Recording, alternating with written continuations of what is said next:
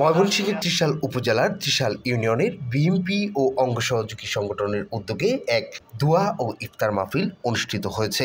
৭ March শুক্রবার বিকেলে বাগান ইসলামিয়া উচ্চ বিদ্যালয়ের মাঠে ইফতার মাহফিলে উপজেলা বিএনপির সিনিয়র যুগ্ম আহ্বায়ক আতাউর রহমান শামীমের পরিচালনায় প্রধান অতিথি হিসেবে বক্তব্য রাখেন বাংলাদেশ জাতীয়তাবাদী দলের কেন্দ্রীয় নির্বাহী কমিটির সদস্য ডাক্তার মাহবুবুর রহমান লিটন। ইফতার মাহফিল অনুষ্ঠানে বিশেষ অতিথি হিসেবে উপস্থিত ছিলেন উপজেলা বিএনপির আহ্বায়ক এনামুল হক ভূঁইয়া, উপজেলা বিএনপির সিনিয়র যুগ্ম আহ্বায়ক মঞ্জুরুল ওয়াহেদ নিক্সন, যুগ্ম আহ্বায়ক আনিসুজ্জামান মির্জা, আব্দুল আওয়াল ফরাজি, আব্দুল মতিন, জিয়াউল হাসান জামিল সহ স্থানীয় নেতৃবৃন্দরা।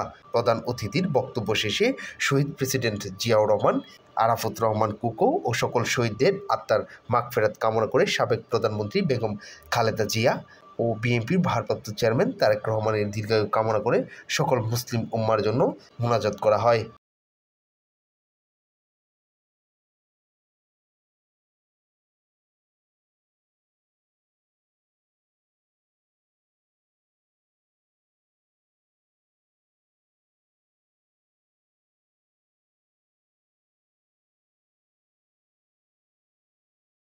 মুহূর্তে মাওলা ইয়া রব, আল্লাহ আমাদের সকলের মনে নেক মাকাসাতিল ফিরিয়া দাও। ইয়া রব্বাল আলামিন, তুমি তার